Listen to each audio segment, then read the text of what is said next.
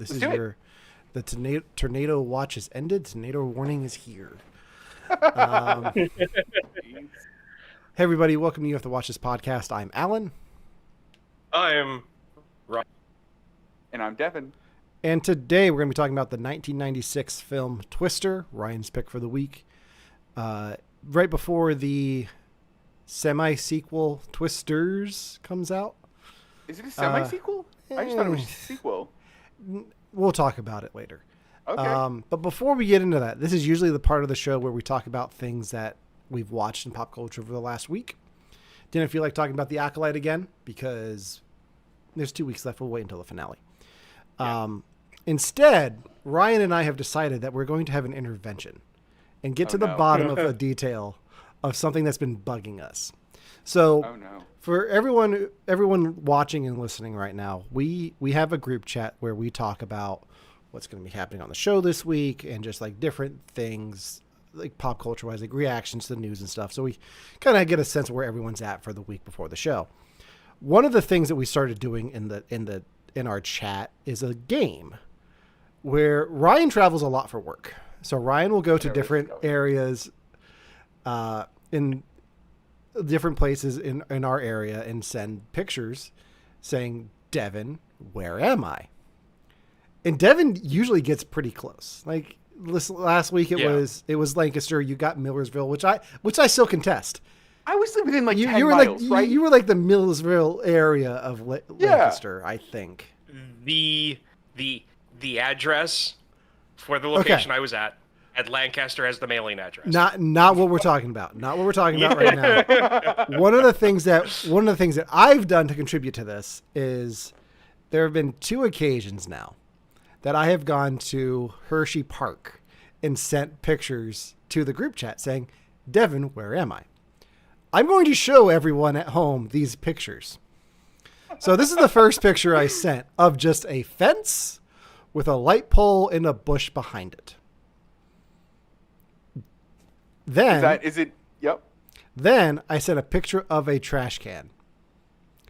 Devin was able to guess where exactly in Hershey Park I was. Didn't know I was at Hershey Park to begin with. He said, you're at Hershey Park near Remixed. Creepy. Very creepy. It gets better. This past weekend, I found myself in Hershey.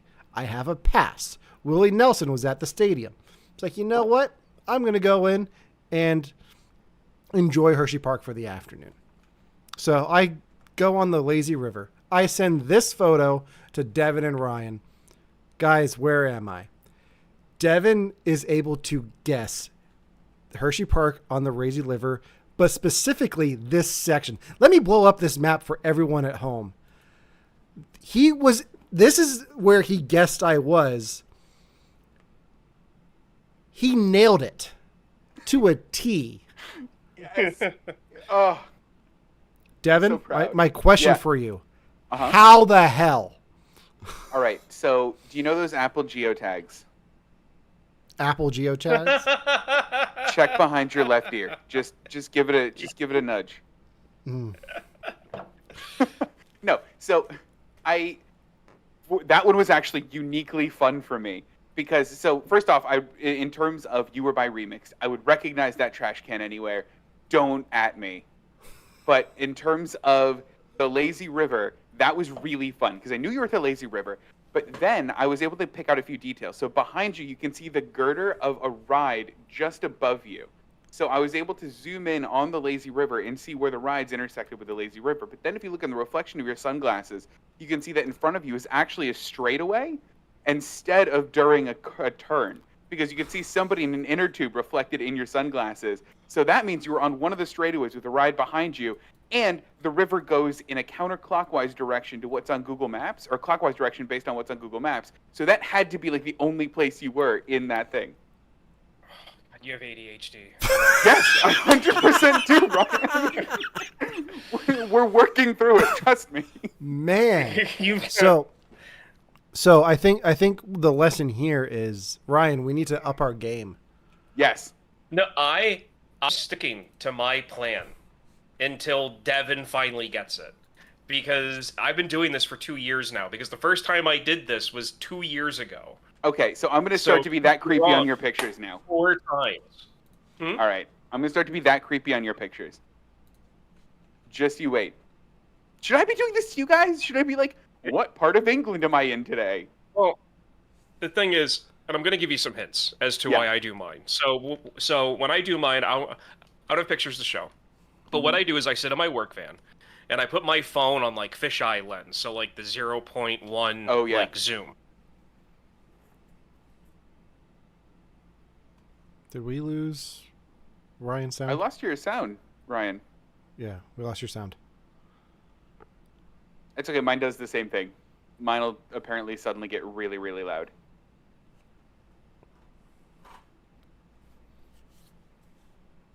I got nothing. Okay. No, Okay, there we go. Make sure you're still recording your audio. Yeah. If it'll even come up. And it paused. Okay. We just play it. Okay, so I take a picture to my left, I take a picture forward and to my right, and I send it. I'm just like, Devin, where am I? And I've done this randomly and sporadically over the past 2 years because Devin made a comment about a certain thing 2 years ago, and I'm like, I need to prove him wrong about his concept, about his idea about this certain thing. And every time I send him a picture, I've been proving myself right about Devin doesn't know what this area is because he keeps on getting it wrong. What did I say? And for 2 years he hasn't caught on yet. What did I say? I love the fact that this is a running joke between you and me that I'm not involved in. Like, I do not understand that's basically the punchline it. of That's this. basically it. All right. So you said something once about a part of Pennsylvania, and I'm like, I'm going to prove him wrong. And I have yet to get you to realize that there is a similarity between every single thing, every single time we do this. You understand what you've done now. I'm going to be up till 3 a.m. analyzing all of your pictures for the similarities. No. You are not allowed to go back and analyze. You need to just take this information and carry forward. Because I cannot tell you the next time I'll be sending you one. Okay, I have look back. Just continue forward with this clue that I've given you. Okay, I have ideas. Helen knows what this whole thing is because I told him. Yeah. Helen remembers. Totally. Well, I totally remember. I told him recently, so it's not like I told him 2 years ago. He still remembers. So. Yeah. Hold on. Can I take a pause too? What happened to us, guys? Last week we were all in our Hawaiian shirts, and collectively none of us were in Hawaiian shirts. I wore a Hershey My shirt. My AC's broken, and I'm not happy. You did. I wore a Hershey shirt because of the intervention. So. Oh, that makes me happy then. And I can sympathize with your AC being broken, Ryan. It's not fun, especially if it's hot. Yeah. My mom does that. She's like, "It's gonna be a hot one in Pennsylvania." I'm like, "You're in the air conditioning." Who's your mom, Rob Thomas? Yes. How did you know? Hold on. When you were on the lazy river, did you hear the sweet sounds of Willie Nelson trickling into your ears? No, because they turned the music up so loud in the park you can't hear anything from the stadium. The only time I heard the stadium was when I was in the parking lot. Oh, but that works out. You didn't pay for tickets. Well, that works out in my favor because guess who gets free parking for the summer, and will be in the parking lot for the Foo Fighters concert in 2 weeks. Oh, that's dope. So, yeah. Yeah. That's all I've got for the beginning of the show. Let's get into today's main topic. The 1996 film Twister, starring Bill Paxton and Helen Hunt. Ryan, this is your pick for the week. Let you take it away. Okay, so my pick for the guys was Twister. And yes, that kind of coincides with the reboot, remake, sequel thing, whatever. Alan's going to describe it later because I have no idea myself what that movie's supposed to be in relation to this one. This is a movie that I've been wanting to do for a long time. This is like one of my top 3 favorite movies throughout my, like, from the time I was like a kid when I first saw it. which would have been 11, I think, because I saw this in theaters. Um, yeah, 96. So I would have been um, I would have either been 10 or 11. Um, and so this has been one of my favorite movies since then. I have owned it on VHS, I've owned it on DVD, I've owned it on Blu-ray, I have it on digital copy on Amazon Prime, so I have a digital copy downloaded to my iPad, my phone, and my Xbox, so I can watch it regardless of what the situation is, what's going on.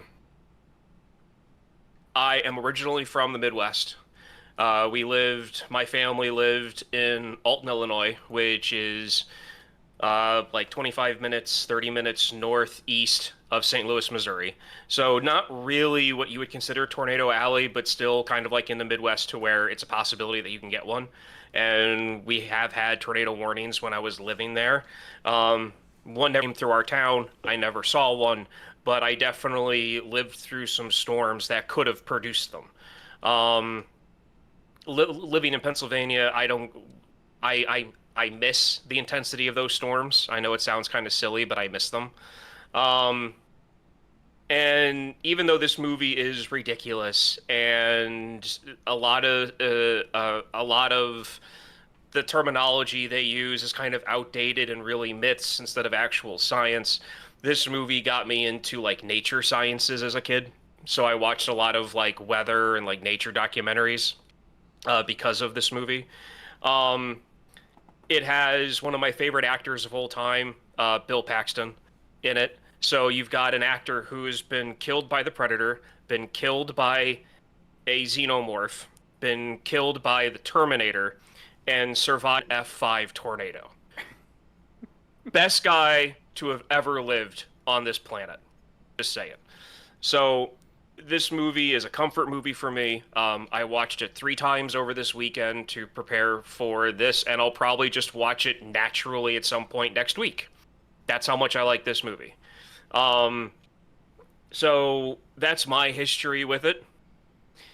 Who had seen it before? I had seen this before. Have we all seen it before? Maybe. I guess we have.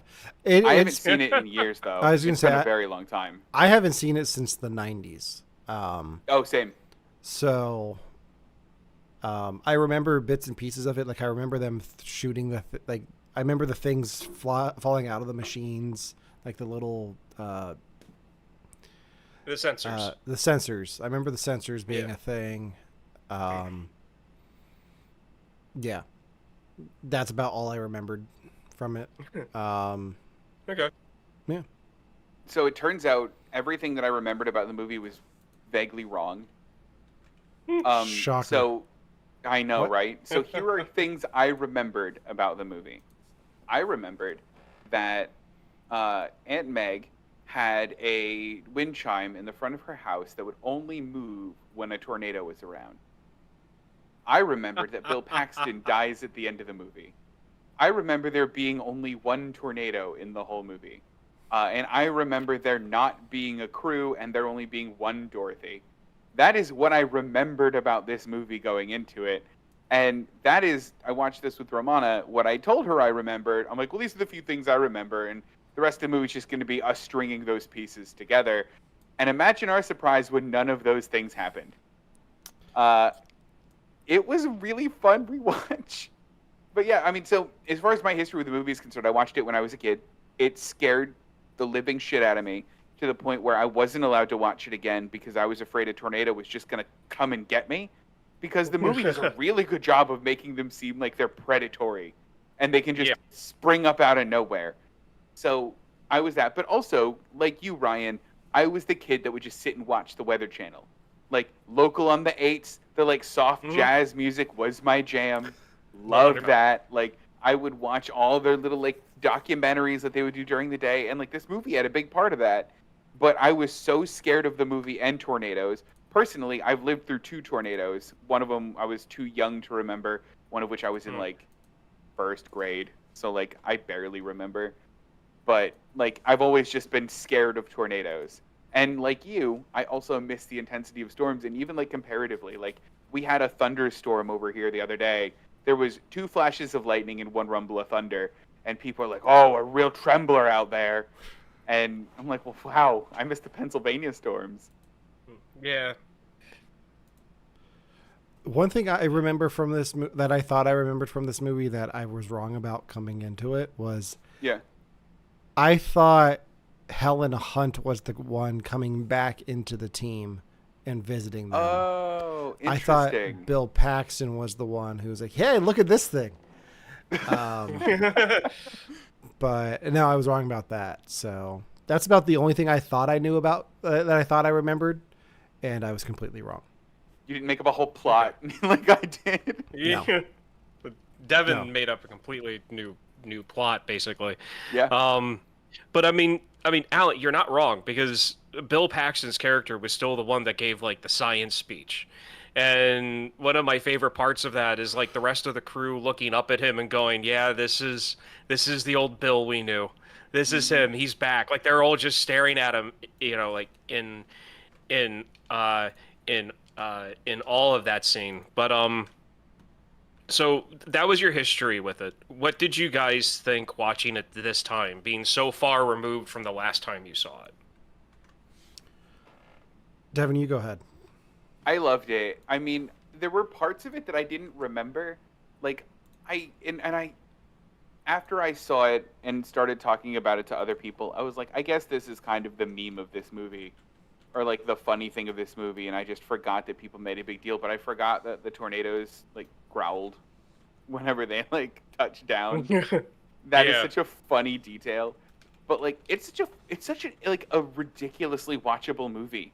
Like the pace is super fast, the characters are Yeah. likable, it doesn't overstay its welcome. Like it is Mhm.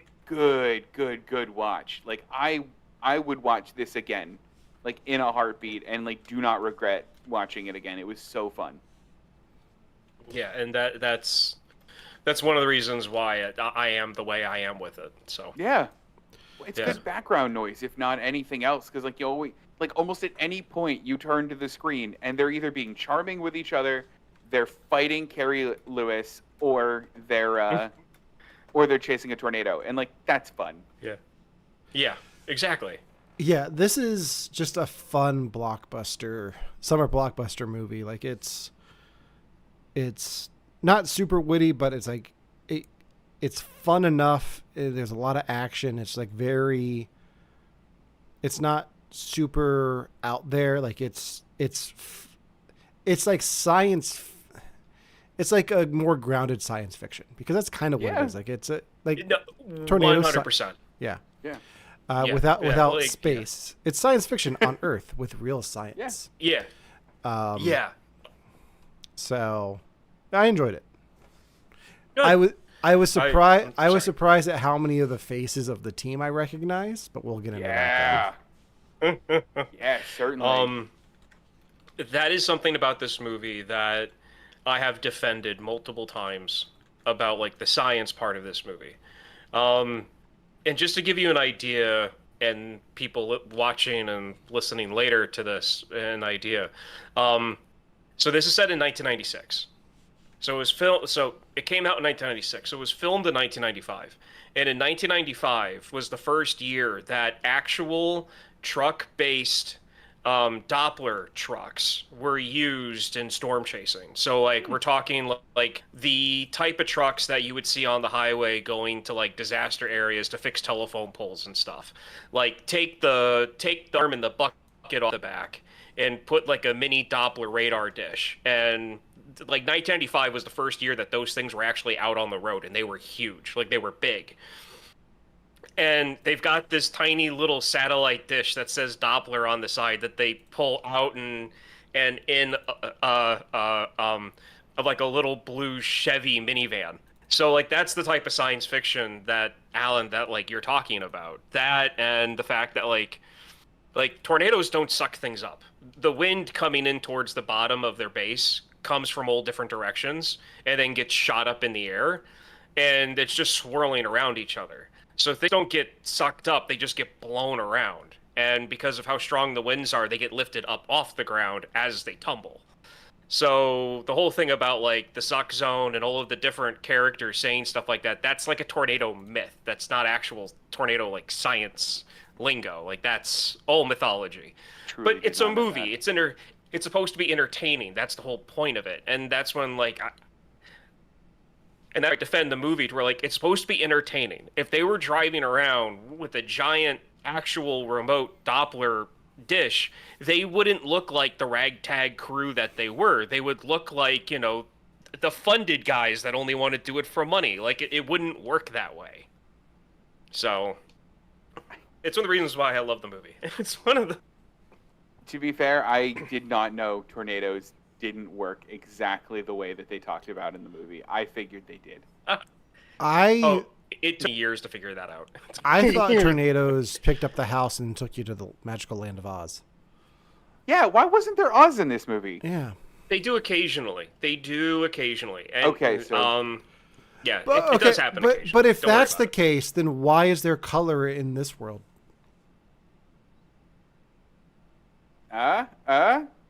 Because it's not the Dust Bowl era. Like everyone knows, Sorry. in the Dust Bowl there was so much dust there wasn't any color. Sorry, the correct answer is it wasn't in Kansas. Only Kansas is in black and white. Or sepia tone. Personally, I like my answer better, but that's okay. So one thing that I usually wait until the end to talk about when it comes to movies that are like my pick, but I want to touch on now because for me, it is something that draws me into this movie. Every time I watch it, I turn up the volume. The score in this movie is like ingrained into my brain. And I love the opening sequence. I love the music that's playing right before he drives his brand new Dodge pickup truck right into the tornado.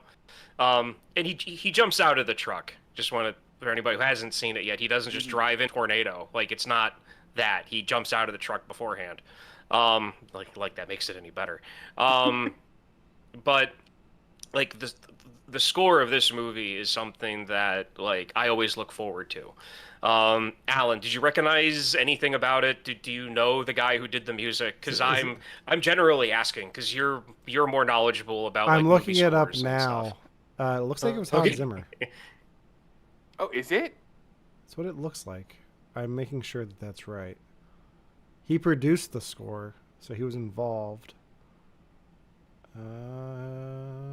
Mark Mancina? Mencina, I'm gonna guess. Manza. But Yeah. Hans Zimmer was involved. So Mark Mancina is also the wait, what? Oh, was also involved with the director's previous movie, Speed. Because the score It's is a good director. that's the one thing I did notice about the score. Like the one thing I noticed about the movie, I looked up who the director was, and then I saw it was Speed, and I looked up at the screen, and I was like, the music feels like Speed. Yeah, I wanna. I was waiting for Helen Hunt to be like, "There's a bomb in the tornado!" Like,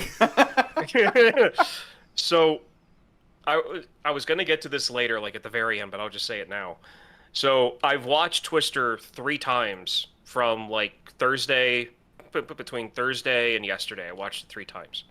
I've also watched Speed 3 times because Twister and Speed are a instant double feature for me. I will always watch Speed after watching Twister, or I will always watch Twister after watching Speed. These movies go hand in hand for me. They're actually right next to each other. Their Blu-rays are touching right now because that's how much like I always go to those two. Is the connection just like cars driving fast? Like I know it's the same director, and I bet the scores are relatively similar, but like is it, or is it just like general vibe? I haven't seen Speed in a while. We did it like last It's a year for general podcast. vibe. Yeah. It's a movie that I will probably be having us do at some point, if not this summer, at some point. Oh, we've done it. Oh, we have? Yeah, we've done Speed. Oh, okay. Well, then never Yeah. mind. Sorry. 100% We've done we've so done many Speed. of these, I'm starting to forget. Hey, I got you, man. So, like, it's a general vibe between them because I feel like if so, these two movies I feel are connected because eventually Bill Paxton's character eventually dies. Okay, like he eventually passes away. The character eventually dies. He then gets reincarnated as the lead character in Speed, I feel. Because I feel that those characters are kind of similar. So Bill Paxton gets reincarnated as Keanu Reeves and then becomes a bomb technician out in LA. That is some headcanon. I see it. I see it more really. as I see it more as he's reincarnated as Jeff Daniels in Speed. But that's sad. That's sad. No, Keanu Reeves. Keanu Reeves. But anyway, so wait. move away from that. Wait, hold on. Is Alan Ruck the same Okay. person in this world? He has to be. Give me 1 second. Cameron from Ferris Bueller. Yes. Okay. Yeah. All right. Same. And he's also still Cameron Same from Ferris person. Bueller. Yes. And- yes. and- So Ferris Bueller happened, and then Twister happened next. Okay, because he decides that he wants to get away from his dad, and he decides that chasing storms is the best thing to do, and he channels his anxiety into how the maps are handled, because it's the one thing that he can actually control, and that's why he's like, you don't fold the maps, you roll the maps at the beginning of the movie. So he focuses all of that anxious energy into how the maps are maintained. And then after Bill Paxton's character eventually passes away and everything, he's like, I don't really, it's like his parents are finally passed away. He's like, I'm gonna do what I finally always wanted to do, and be a cop in LA. I think he's a cop in Speed. And then Who, Alan he Ruck? gets No, adopted. he's just on the bus. You know. Oh, that's right. Oh yeah, no, he's visiting. He's visiting LA. He's taking a break from chasing storms. That's what it is. visiting his very, very rich adoptive father, and it ties it into Secession. We got it. We got there, guys. Yeah.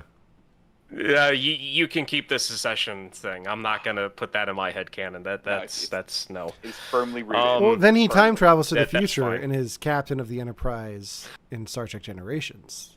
What? He's captain of this No, see, the to- Enterprise B. Yeah. Is he? Yeah. Yeah, who's in it, Generations. Not until Tuesday. I didn't get that one. Not until Tuesday. Yeah. Yeah. We might have to make you watch Star You're Trek gonna have Generations. to watch the movie. Yeah. Yeah. You might have to. I've seen like some or most of the movies now because you guys have made me watch a couple of them. We haven't made you watch that one for No. reasons because I know Is it what the your one with the reactions. whales? No, it's the one with the horses. I don't know this one.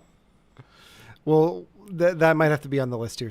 Oh, look, it Yeah. fits my theme for the year, so that works out nicely. Yeah. Oh shit. Okay.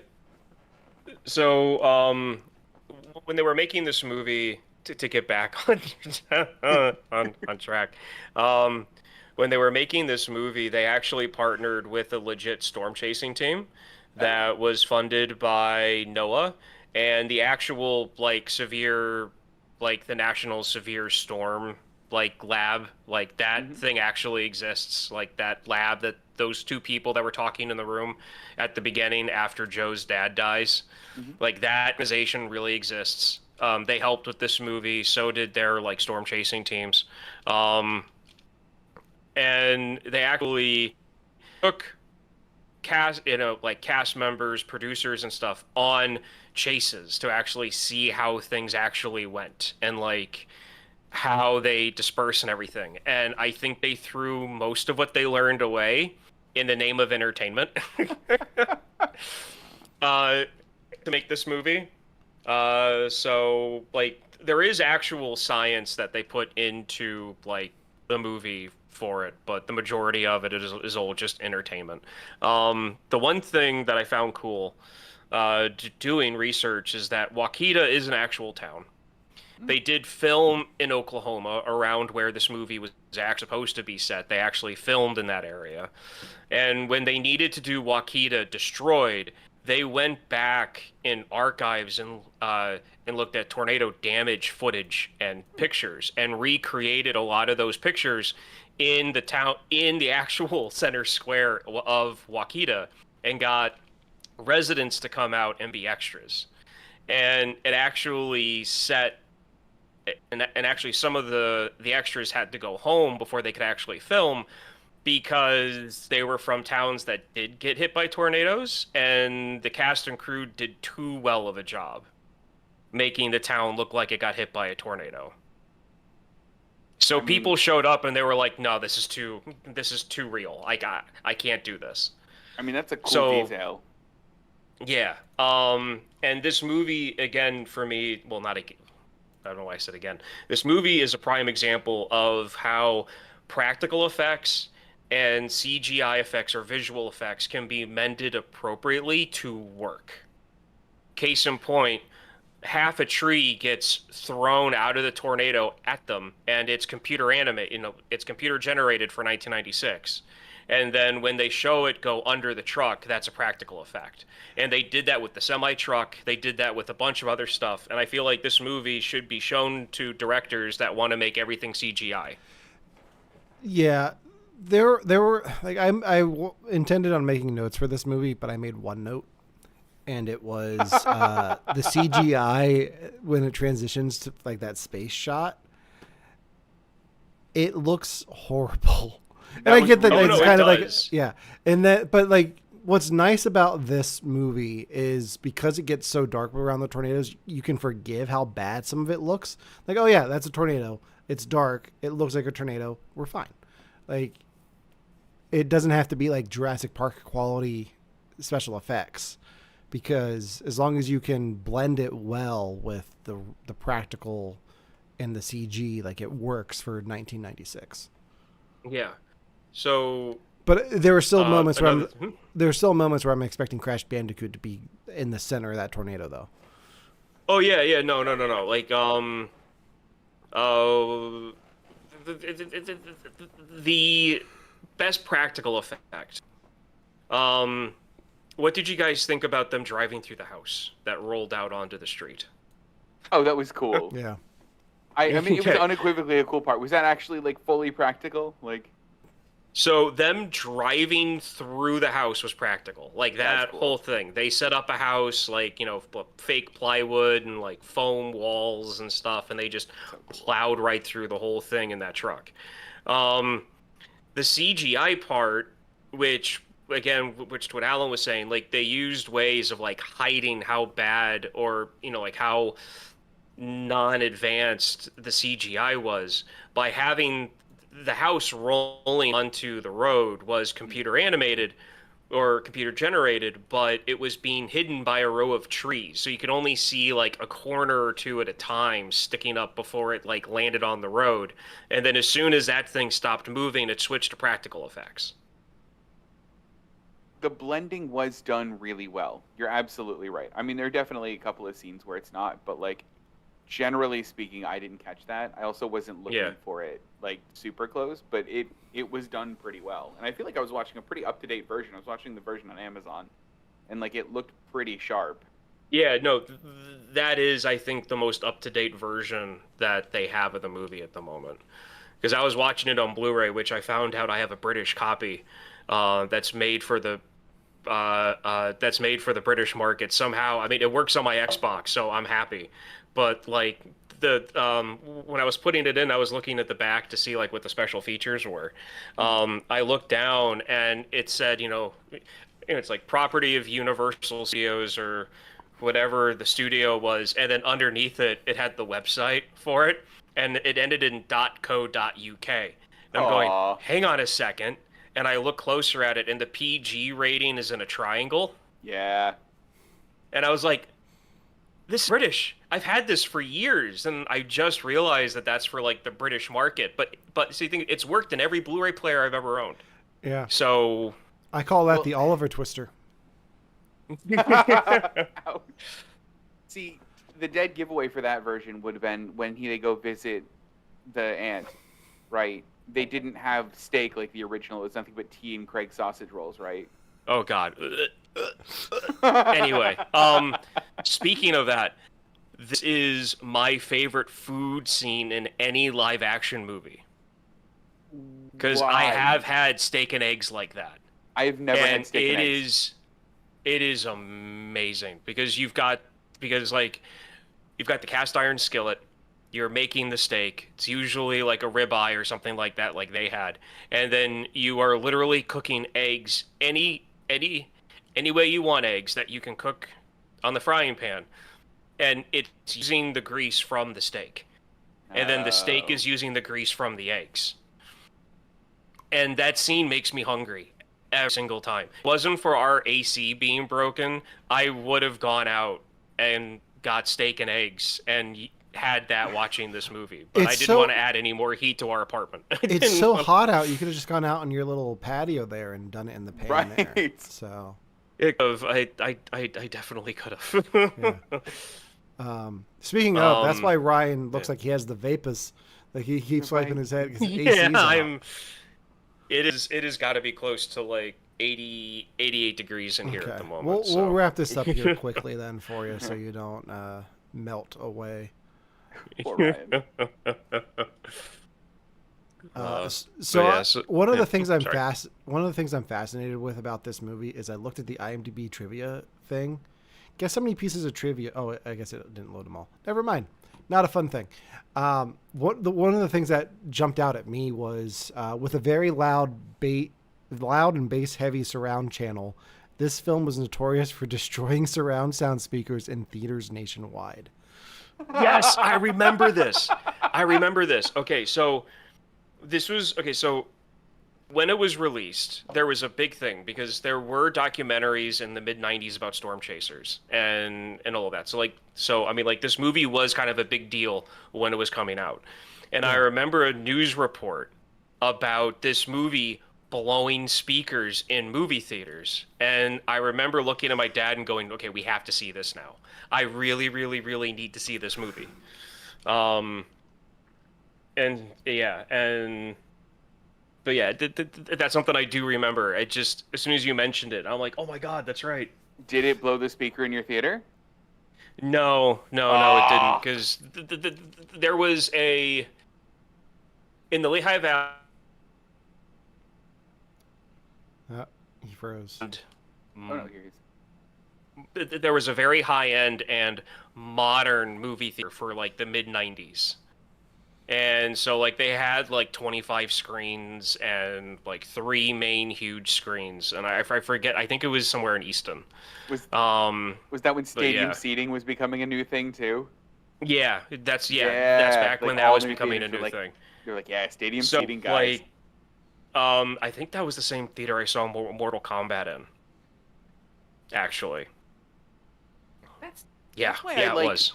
That's why I like movies, right? Like, and specifically theater, and I hope that it never dies out because I love that, like that connection to that place. Like, you walk past it and you're like, I saw Mortal Kombat in there, I saw Twister in there, I saw Leonardo DiCaprio's Romeo and Juliet in there. Which theater? The one in Lehigh Valley that he saw this one in. Okay. Like, that's what I love about movie theaters. You get like so many like cool memories tied directly to them. That like they're just these like really special places. Devin, what is your favorite movie theater of all time? Like, what's the one with the core memories for you? Oh, it's the one right by the Walmart in Carlisle. Okay. It used to be, what was it? It used to be a Hampton something. Carlisle Cinemas 8. It used to be. And now it's got the recliner. It's 100% that one. That's when I've seen like everything. Yeah. What about you? For me, it's the drive-in, the Cumberland Drive-In. Oh yeah. That is a good one. Can I say though that I forgot there was a drive-in scene in this and loved the drive-in scene in this? Yes. It made me miss it, Alan, like a lot. Yeah. So there is a myth around that. So there's a myth about this movie that up in Canada, there was a drive-in movie that was showing this, and around that scene, an actual tornado did hit the drive-in movie theater.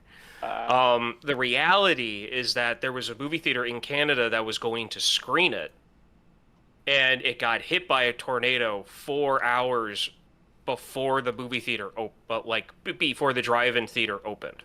That was the reality of it. That like, it was supposed to show the movie, but like screen three out of this 4-screen massive drive-in complex they had got hit by a tornado and destroyed. And that was supposed to be the screen that showed Twister. It That's so technically very did. cool. So That is a very, very cool, like, fact. yeah. So a few more quick facts. So the University of Oklahoma is like one of the premier meteorology schools like in the country. They're the ones that sponsor like two or three of the main storm chasing teams that are still out in Oklahoma that have those like, like mobile Doppler units. Um, After this movie came out across the country, the like meteorology science departments saw a 10 to 15% jump in uh, students wanting to apply for that major. And the University of Oklahoma went from having 215 applicants to 420 the next year after this movie came out. So like this movie kind of did the like Top Gun effect. Like it was entertaining and it got people interested in wanting to know more about the science, and then that translated to people wanting to actually go to college for it, which I find which I love. I love whenever like a movie does that when it's not planning to do that. I feel like Michael Crichton Top movies Gun are. was that. I feel like Michael Crichton movies are responsible for that a lot, because this is based off of Michael Crichton wrote at least part of the screenplay for this. He's also No way. the writer behind Jurassic Park. So you get people coming out of this wanting to be storm chasers. You get people coming out of Jurassic Park wanting to be Jeff Goldblum. And you get people coming out of Westworld wanting to be robots. So, yeah, I think that just says a lot about how his stories approach science and treat the scientists, because they are most of the time the heroes of those stories. Yeah, as they should be. Yeah. And then the last thing. I did have a question, Ryan, about like the Yeah. real science behind this, because you probably know this better than I do. This was a very exciting, very action-packed movie. What are these people doing every other day of the year? Because tornadoes happen during tornado season, right? There's a season when this stuff's active. Are they like waiting tables in the meantime? Are they filling out spreadsheets? Like 99% of their job has to be not this. Okay, so you've got different types of storm chasers. So let's get that out there first. You have full-time, like severe storm researchers. Mm-hmm. And some of them are just always in the lab, and some of them are in the lab and partly in the field. The ones that are in the lab and partly in the field are the people driving around those like mobile Doppler units I was talking about. And when they do go out, they go out in teams of like 20 cars, not 6. And the reason why they do that is so they can attack a storm from multiple different directions to get as many camera angles and like Doppler images as they can. And they use infrared now to like look at the color of like the clouds to get the temperature grade of like, how things develop. So these are people that like work in a lab, and then they also do field work, and then during tornado season is when they're doing the field work, and then they're in the lab when they're not, like doing that. And then you have amateur storm chasers, which are people that, like you said, wait tables, or they do construction, or they own a shop or something, and then they go out for like 3 weeks out to Oklahoma and Texas, and they just chase storms and take a video camera along. And that's what they do. You can actually go on tours where there are companies that will just pile people in vans, and for a week you will be out in Oklahoma and Kansas and all these other places just chasing tornadoes to see them. So you can pay to do that, which I've actually kind of want to do. And then you've got first responder chasers, which you've got like, let's say Penn State Mount Alto. They have like a weather center. No. That's at State College, Pennsylvania. Yeah, State College, Pennsylvania has that. Yeah. They will have a network of first responder chasers. So like if we get like a severe storm warning, these people who could be volunteer firefighters, volunteer EMT workers all over this region of the state will get a notice, be like, hey, just be prepared to jump in your car and just go and just go to where we tell you.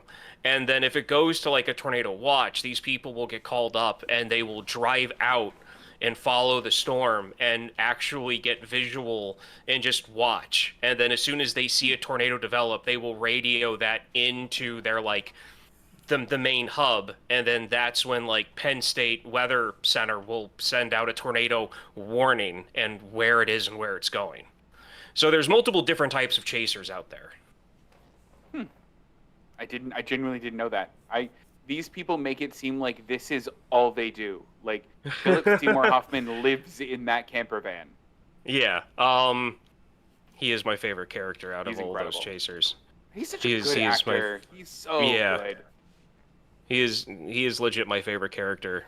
But yeah. I'm sure there's other stuff I wanted to go over. I can't really think of anything right now. I'm just happy that you guys enjoyed it and that you like it. I know that this is just kind of like a run-of-the-mill action movie, and I just have history with this movie, which is why it's one of my top 3 favorites of all time. So I really want to take umbrage with run-of-the-mill action movie because it's really not. Like, I don't know that any action movie where it's like man versus nature has captured it in quite such a compelling way. Like, I'm comparing this to something like Day After Tomorrow or like, okay. L.A. or Quake or whatever that one was. Yeah, like, Volcano. I haven't seen Volcano. Dante's Peak, Earthquake. Yeah, like all. Like, yeah. This is something.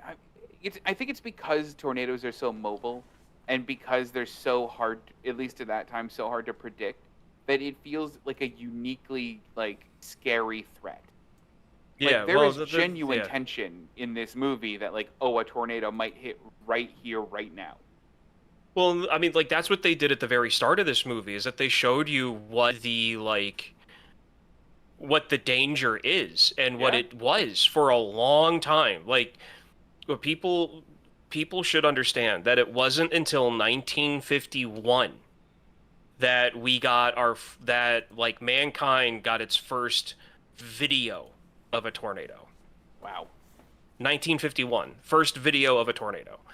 And then it wasn't until like the 70s, at the start of the 70s, that like people started to somewhat accurately like predict using like early versions of radar and Doppler, to be able to predict like what directions the storms were going. Like people, like if a tornado formed in the middle of the night, unless you had an uncle that was up and warning the town because he saw it in the lightning flash, no one would have known. And hundreds of people used to die a year in tornadoes. Now it's down, I think, to like 50 or something like that. But it used to be hundreds of people would die every year, because like you would have a whole town get wiped away in the middle of the night and no one knew, so everyone died in their sleep. Awful. So, Ryan, since this is one of your favorite movies of all time, like you said top 3, how inclined are you to go see Twisters? I'm debating it because and I know this might be kind of silly, because one could say that like my reaction would be the typical reaction of someone seeing the trailer back in the 90s of the original. So like I'm keeping that in mind. But like I feel like this movie has no reason to have a sequel. So the only way that this movie would make sense in my mind, if it was like a like fan thing or like a reboot or like a reboot or a remake or something along those lines.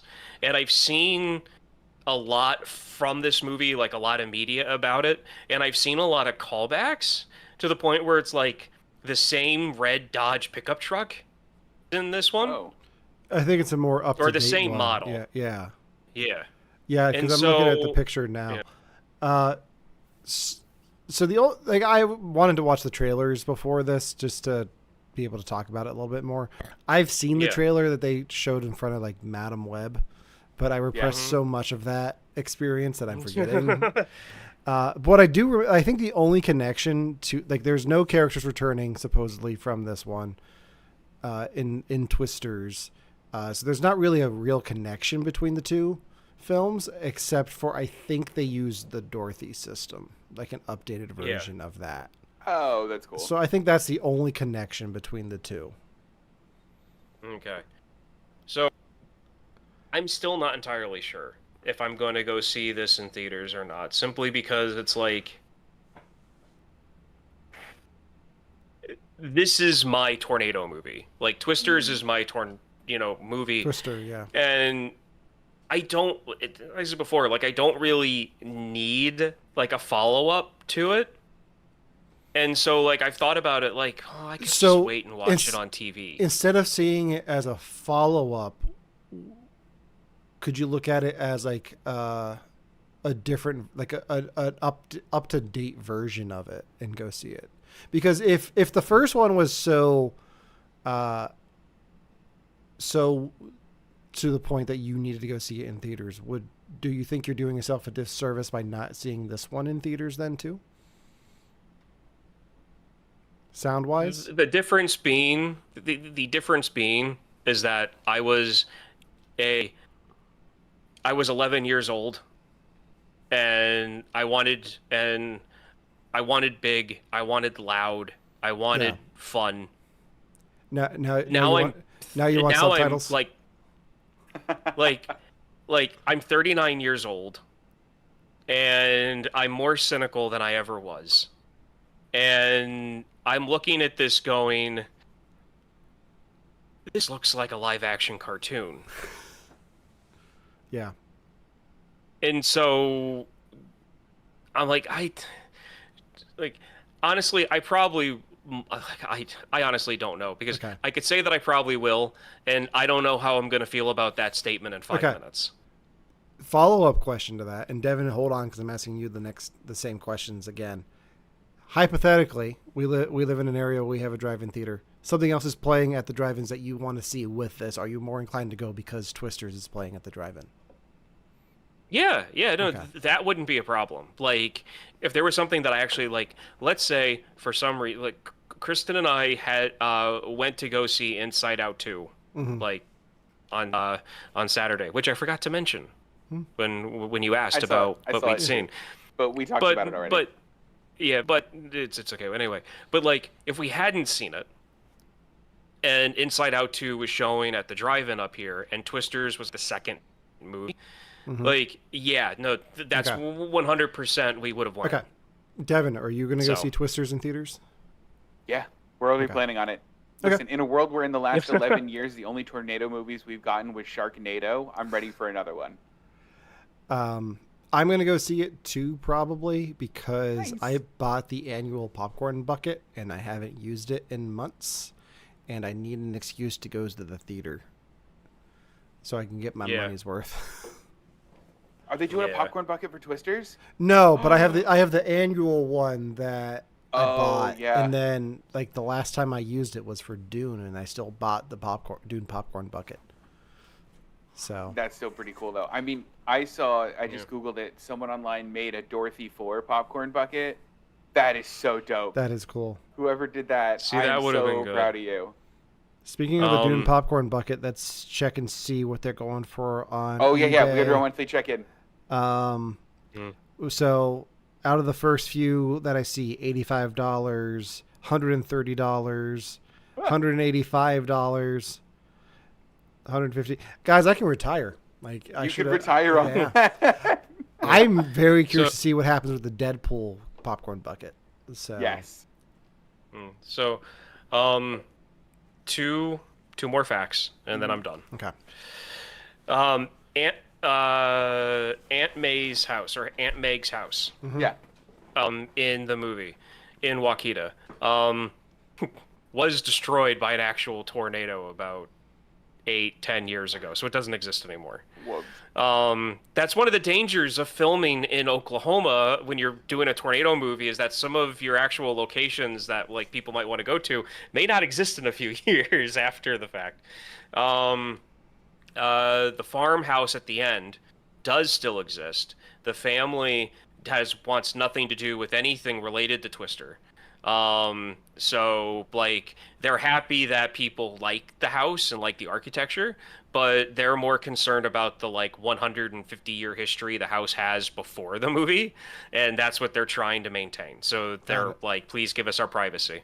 And the last thing, the oil the gas truck that fell out of the tornado that they had to drive through after it loaded. The name on the side of that oil truck is the name of the company that Ed Harris's crew worked for in The Abyss.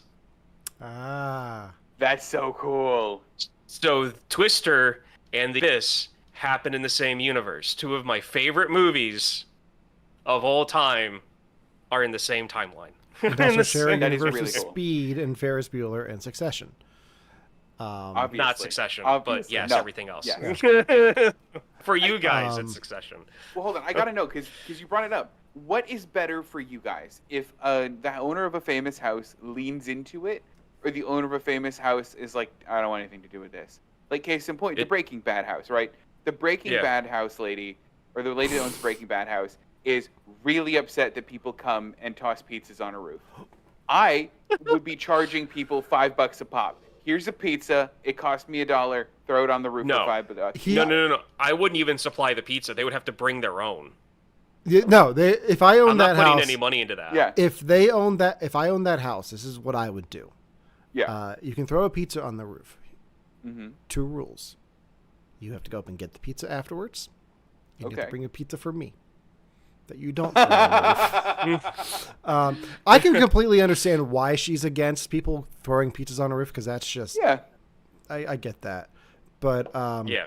one of the coolest examples of houses from movies that I don't think I've talked to you guys about is I've talked to the guys who run Buffalo Bill's house from Silence of the Lambs. What? Oh God.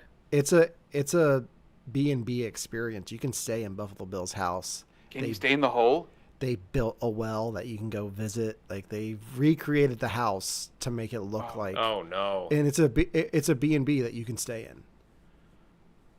Oh shit! I kind of love that. Yeah. Where is this? Near Pittsburgh. Yeah, that makes sense. It's Ohio. But it's in Pennsylvania.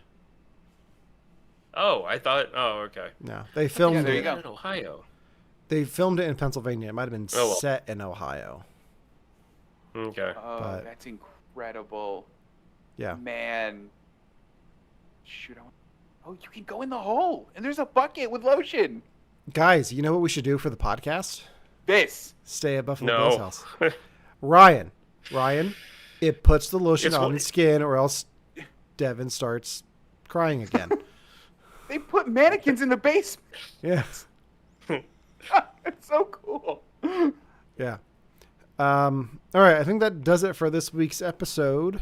That was Ryan's pick this week. Devin, next week is your pick. What are you going to have us watch? Well, I'm continuing my trend. I took a bit of a pause. I'll do that, but I'm continuing my trend of our walk through James Bond movies. So this next week's James Bond movie is From Russia with Love. From Russia with Love. Just give me an excuse to do it every week. You got to do it, man. Yeah. Got it. Cool. So that'll be next week's episode. We'll be continuing with James Bond with the second film. Yep, second one. All right. Cool. Until next time, you can just follow us on Instagram, where we're going to start posting again. I'm going to pull some clips from today's show, mostly the Hershey Park stuff. You can listen to You Have to Watch This podcast wherever you get your podcast, but make sure to subscribe to our YouTube channel, follow us on Twitch, and like us on Facebook to catch us live every week.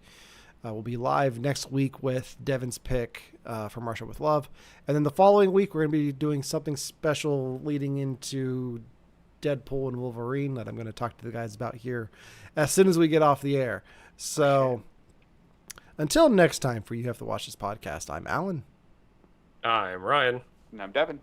And we'll see you next week. And remember, roll the maps. Don't fold the maps.